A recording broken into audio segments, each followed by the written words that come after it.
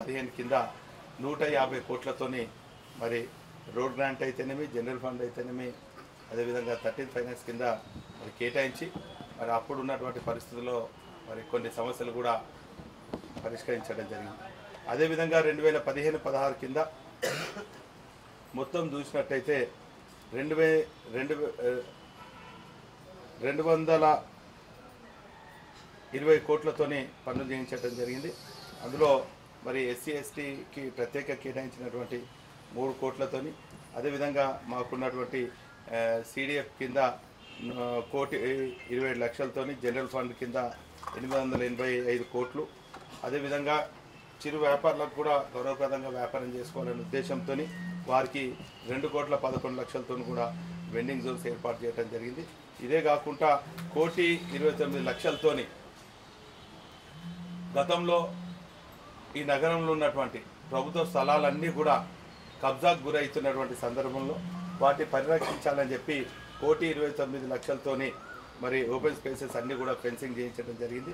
అదేవిధంగా నగర ప్రజలకు ఒక మంచి వాతావరణం ఇవ్వాలని చెప్పి సుమారు 1 కోటితోని కొన్ని పార్క్స్ కూడా డెవలప్ చేయడం జరిగింది. మరి నగర ప్రజల అవసరాన్ని తీర్చే విధంగా కూరగాయల మార్కెట్లను కూడా మరి 2,10,00,000తోని ఇది చేయడం జరిగింది. 1,50,00,000తోని జంక్షన్స్ ఇంప్రూవ్మెంట్ అదేవిధంగా మరి బరేల్ గ్రౌండ్స్ గ్రేవ్యార్డ్స్ కూడా మరి ఒక 70,00,000తోని కూడా అవి ఇంప్రూవ్మెంట్ చేయడం జరిగింది. అది 2015-16. మరి 2016-17కి వచ్చేస్తే మరి ఇప్పుడే ఇంకా చాలా సమయం ఉన్నప్పటికీ ఈ 16-17 సంవత్సరాల్లోనే మరి సుమారు ఒక 6 కోట్లతోని మొదటి దఫా ఎస్డిఎఫ్ కింద మరి గౌరవ మంత్రివర్యులు కేటీఆర్ గారి దృష్టి తీసుకపోతే వాళ్ళు 55 కోట్లు వెచ్చించడం జరిగింది. మరి అందులో భాగంగా ఫస్ట్ ఫేజ్ కింద అన్ని రోడ్లు డ్రైన్స్ కూడా చేయించడం జరిగింది. సెకండ్ ఫేజ్ కింద 2 కోట్లు, థర్డ్ ఫేజ్ కింద 2,40,00,000తోని అదేవిధంగా ఎస్డిఎఫ్ కింద కూడా 180 కోట్లతోని మొత్తానికి మరి ఈ సంవత్సరంలో 7,12,00,000తోని ఈ కార్యక్రమం కూడా చేపట్టడం జరిగింది. మరి మొత్తానికి 3 సంవత్సరాల్లో ఒక 108 కోట్లతోని అనేక అభివృద్ధి కార్యక్రమాలు చేయడం జరిగింది. ఇదే కాకుండా నేను నాలాలపైన ప్రత్యేక శ్రద్ధ పెట్టి నాలాలను ఆక్రమించుకున్నటువంటి అక్రమ కబ్జాదారులపైన కూడా అటు అధికారుల దృష్టికి పోలీస్ దృష్టికి తీసుకుపోయి మరి దానిపైన ప్రత్యేక శ్రద్ధ పెట్టి ఆ నాలాలన్నీ కూడా క్లీన్ చేస్తున్నటువంటి సందర్భం. మొదటి నుంచి కూడా నా గత ఎన్నికైనప్పటి నుంచి కూడా మీరు చూడండి, వానాకాలం రాకన్నా ముందు నాలాలపైన ప్రత్యేక శ్రద్ధ పెట్టి స్ట్రైకింగ్ టీంను కూడా ఇటు రెవెన్యూ అధికారులు ఏమైనా తీసుకుపోవడం జరుగుతుంది.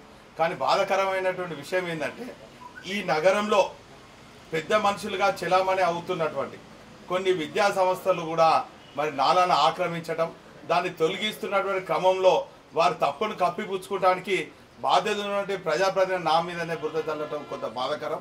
ఏదేమైనప్పటికీ నాలాలపైన అక్రమ నిర్మాణాలను తొలగించే దాంట్లో ప్రథమ వ్యక్తిగా నేను అధికారుల సాయం తీసుకొని ఖచ్చితంగా ఉంటాను. నా పైన దుష్ప్రచారం చేసిన వాళ్ళ పైన కూడా అతి త్వరలో మీ సమక్షంలోనే డిఫేమేషన్ సూట్ చేయబోతున్నాము. గతంలో మరి కొందరు అక్రమదారుల కారణంగా కొన్ని విద్యా సంస్థలు అక్రమ నిర్మాణం కారణంగా ఆ లోతట్టు ప్రాంతాలంతా కూడా జలమయమై పాపం చిరు వ్యాపారులు చిన్న చిన్న ఇండ్లు కూడా అనేక లక్షలతో నష్టపోయింది. మరి ఆ పరిస్థితులలో అధికారులను తీసుకెళ్ళి సందర్శించి మరి ప్రెస్ వాళ్ళ సమక్షంలోనే అక్రమ నిర్మాణం తొలగిస్తే వారు నా పైన ఇది చేయడం జరిగింది. అటువంటి చౌకబారు విమర్శలకు కానీ లేక అలిగేషన్స్ కానీ భయపడే వ్యక్తిని కాదు. ఖచ్చితంగా నేను ప్రజల పక్షాన ఉంటాను. అక్రమ నిర్మాణాలు ఎక్కడ జరిగినా కూడా ఎంత పెద్ద వ్యక్తి అయినా కూడా మరి అధికారులతోని మీ సమక్షంలో తొలగించడం జరుగుతుంది. ఇప్పుడు కూడా నిన్ననే కలెక్టర్ గారితో కూడా మాట్లాడడం జరిగింది. ఈ తెలంగాణ ఫార్మేషన్స్ డే సెలబ్రేషన్స్ అయిపోయిన తర్వాత ఖచ్చితంగా దీనిపైన స్పెషల్ డ్రైవ్ తీసుకొని స్పెషల్ కార్యక్రమం మరి నా నియోజకవర్గ పరిధిలో ఉన్నటువంటి అన్ని నాలను కూడా శుభ్రం చేసే వ్యక్తులలో నేను ప్రథమంగా ఉంటానని కూడా ఈ సందర్భంగా తెలియజేసుకుంటున్నాను.